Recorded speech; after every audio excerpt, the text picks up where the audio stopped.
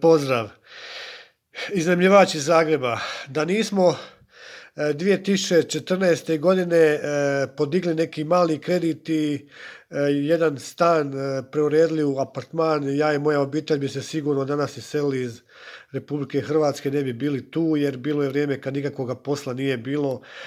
To nas jednostavno ostavilo da preživimo nekoliko godina. U međuvremenu su djeca narasla, upisala su fakultete, tako da dakle jedna obitelj je ostala u Republici Hrvatskoj zahvaljujući zaista prihodu od tog jednog apartmana u zgradi.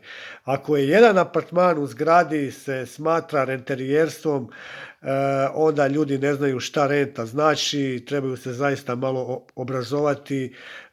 Mi smo tu, znači radimo 24 sata dnevno, dočekujemo goste, upućujemo i na sve, stalno nas zovu, zaključaju se, izgube ključ. Dakle, ne da smo domaćini, nego smo pravi ambasadori hrvatskog turizma.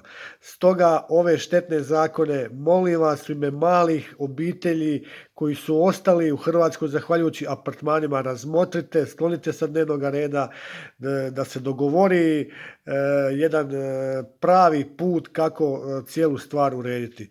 Veliki pozdrav iz Zagreba.